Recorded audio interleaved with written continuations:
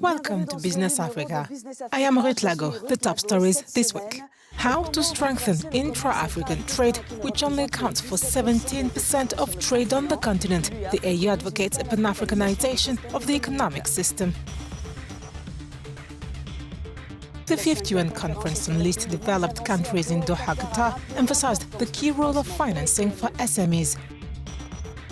In sub-Saharan Africa, women produce up to 70% of food for consumption and sale.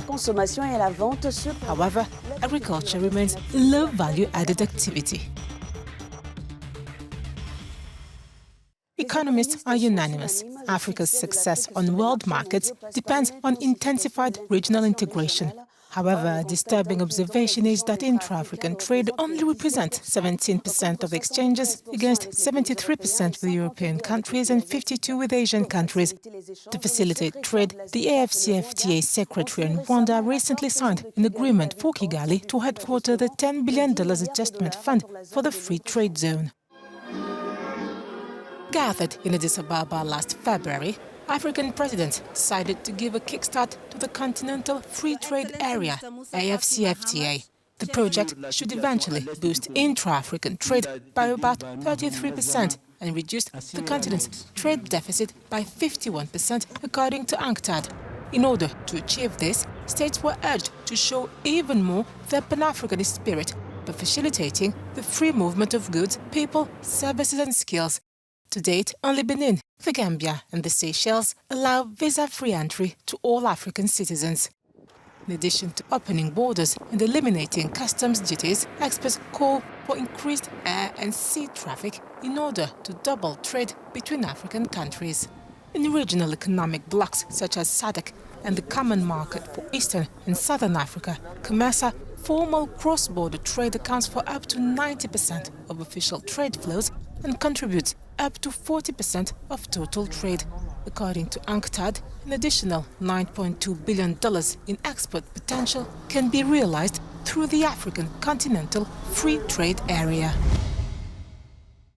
To get more on this, I'm joined by Sir Gérard Amoa Amongwa, Managing Director of the consulting firm NAG, based in Côte d'Ivoire. Welcome, sir. How to boost trade within Africa? For me, it's all about entrepreneurship. It is really important not only at the level of existing population, but when you know that we have a demographic dividend, we are dealing with a large population, young people coming into account. So we must be able to promote this entrepreneurship, and this will allow creation of businesses, jobs, and also stimulate productivity and growth. Then we have investments to make in education and training. You know, that can help develop the skills of our workers, our employees, and then stimulate growth. I think most countries today that have national development programs are investing heavily in training and education.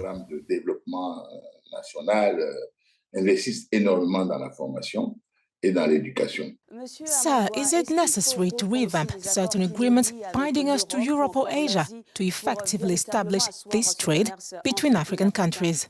The terms of this agreement do not well specify our needs.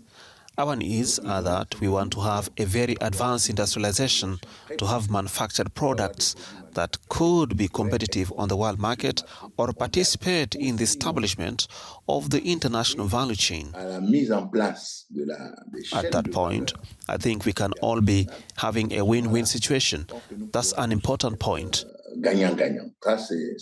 And then when you also look at the flows that we have, trade flows that we have in China or India, these are minerals or agricultural raw materials that are exported.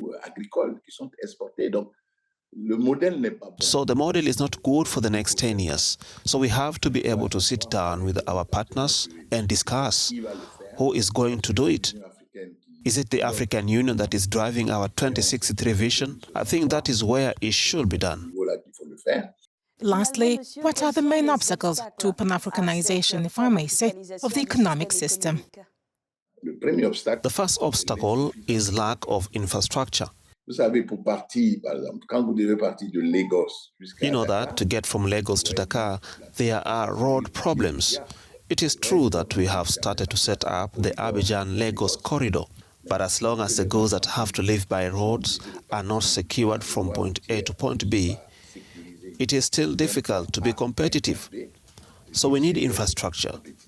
We also need to secure these infrastructures because there is also the problem of terrorism and general insecurity in our regions.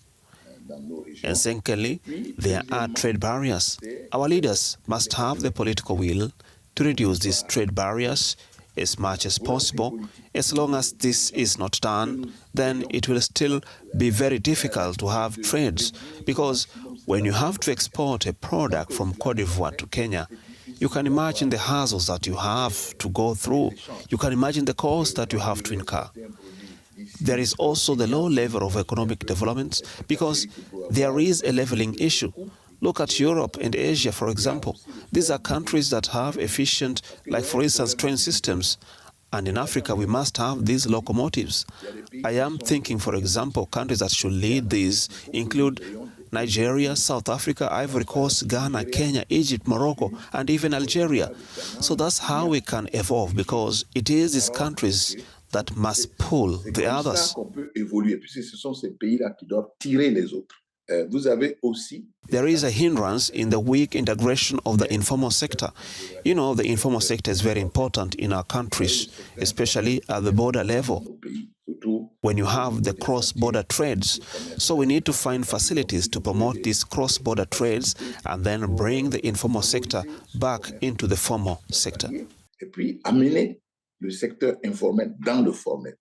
Sir Gérard Amoa Amangwa, thank you for being with us.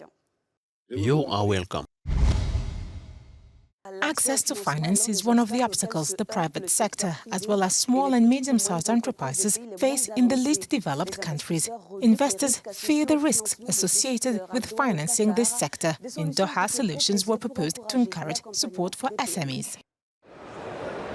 At the 5th conference on the least developed countries, which ended on the 9th of March in Doha, Qatar, political and economic decision-makers reiterated the need to increase investment in the private sector.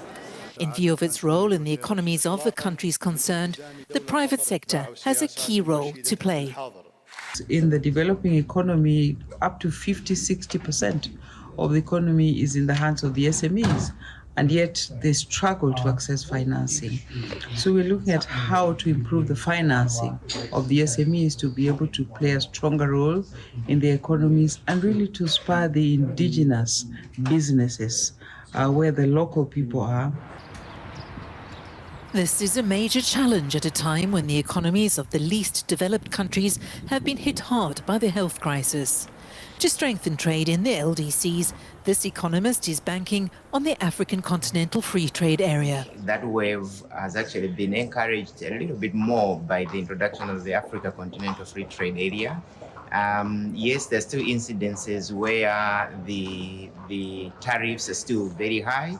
And I think that has to do more with some tight fiscal spaces that governments do have. In addition to challenges such as trade finance, the 46 least developed countries face many other problems, like those associated with climate change and food shortages, for example. Whilst they represent 70% of the working population in the agricultural sector, women are mainly at the bottom of the ladder in this field. According to the UNDP, gender inequalities generate an average of $95 billion a year in lost earnings in sub-Saharan Africa. Women in Africa make up a key part of the economic life of the continent, but experts say their impact is often invisible due to the strong dominance of the informal sector, where many of them often function. An example of this, experts note, can be found in agricultural processing, which is vital to the economy, yet remains marginalized. For this to change, economist and First Lady of Namibia, Monica Genkos, urges the industrialization of the sector. What we're really doing is we're leaving old people to work the agricultural space and to look after children while we urbanize and go to cities.